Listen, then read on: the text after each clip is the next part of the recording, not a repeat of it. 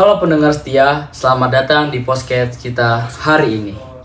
Dan kali ini kita akan membawakan sejarah yang sangat menarik nih. Ya, apa itu? Yakni tentang kebijakan Shokoku Jepang, restorasi Meiji, hingga awal mula Jepang masuk ke Indonesia.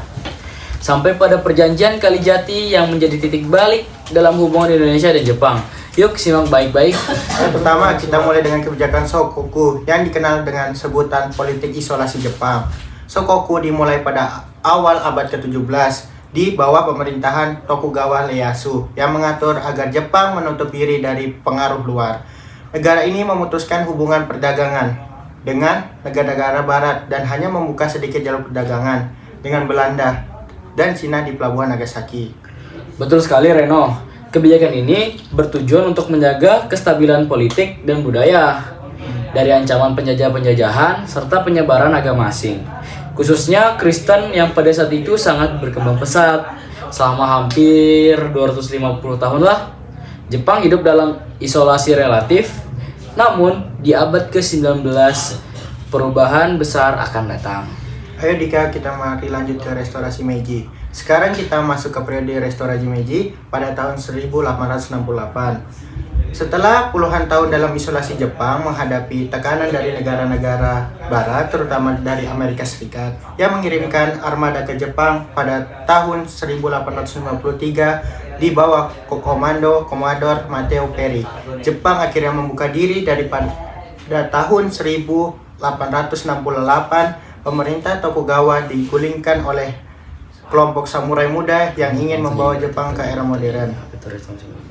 Nah, saya akan menanya ke Dika ini, restorasi Meiji itu apa sih? Apakah sangat penting? Oh, jadi biar saya jelaskan nih. Jadi restorasi Meiji ini sangat penting karena ini yang menandai peralihan Jepang dari negara feodal dan menjadi negara industri yang sangat maju. Jadi pada zaman dahulu ini sekiranya Jepang ini adalah negara feodal, tetapi dengan kesadaran masyarakat dan pemerintahan yang maju, ia akhirnya mengubah dari negara feodal menjadi negara industri yang maju. Dan Jepang ini mulai melakukan modernisasi besar-besaran dalam bidang yang pertama itu bidang militer, yang kedua ekonomi, dan terakhir adalah pendidikan. Dan negara Jepang sendiri ini berambisi dan bercita-cita untuk menjadi kekuatan besar di dunia. Dan kebijakan ini akhirnya membawa Jepang pada ekspansi imperialisme yang lebih luas. Oke, jadi kita sekarang akan masuk ke Jepang. Kenapa bisa masuk ke Indonesia sih? Kenapa sih bisa masuk ke Indonesia, Jepang itu? Nah, jadi Jepang ini pertama kali masuk ke Indonesia itu pada masa Perang Dunia Kedua. Setelah Jepang memasuki Perang Pasifik, mereka memulai mengalihkan perhatian mereka ke Asia Tenggara. Jadi setelah mereka Perang Dunia, Jepang ini melakukan perang politik dan mereka itu berupaya agar perang itu bisa menjalani aktivitas lain juga, yaitu dia mengalihkan perhatian mereka ke Asia Tenggara. Habis itu termasuk Indonesia. Nah, yang termasuk Indonesia pada saat itu masih berada di bawah penjajahannya Belanda. Makanya dia masuk ke daerah Asia. Oh, begitu ya. Dan pada tahun 1942, Jepang berhasil mengalahkan Belanda dan mengambil alih Indonesia. Banyak rakyat Indonesia yang awalnya menyambut kedatangan Jepang dengan harapan bisa mendapatkan kemerdekaan dari penjajahan Belanda. Namun, setelah beberapa waktu, mereka menyadari bahwa Jepang juga memperlakukan mereka dengan sangat keras dan kejam. Meski pada akhirnya Jepang memberikan dukungan terhadap kemerdekaan Indonesia. Oh, jadi begitu ya? Oke, jadi kita akan lanjut ke bagian apa nih? Perjanjian Kalijati. Oke, jadi kita sampai sudah di Perjanjian Kalijati.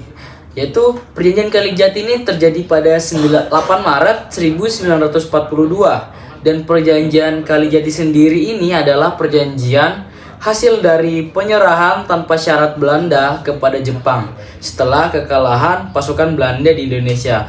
Jadi Jepang dan Belanda ini berperang di Indonesia. Dan kenapa perjanjian ini bisa terjadi? Dikarenakan Belanda yang kalah kepada Jepang, akhirnya Jepang melakukan penyerahan tanpa syarat ke Jepang dan mereka melakukannya itu di Indonesia karena perangnya di Indonesia. Itu. Dalam perjanjian ini, Belanda mengakui kekuasaan Jepang atas Indonesia. Keputusan ini diambil setelah kekalahan Belanda di Kalijati, Jawa Barat yang memadai berakhirnya pemerintahan kolonial Belanda di Indonesia dan berawal dari pendudukan Jepang. Oke, sekarang kita masuk ke penutup nih. Yes. Jadi itulah sekilas info tentang bagaimana Jepang dan kebijakan Shokoku yang menutup diri, melangkah menuju restorasi Meiji, dan akhirnya terakhir mereka berusaha memperluas kekuasaannya di Indonesia. Jadi Jepang ini sendiri memperluas kekuasaannya di Jepang dengan alih-alih dia bisa memajukan negaranya di negara orang pada saat itu. Dan kemudian Perjanjian Kalijati ini adalah salah satu momen penting dalam sejarah Indonesia yang mempengaruhi jalannya perjuangan kemerdekaan Indonesia.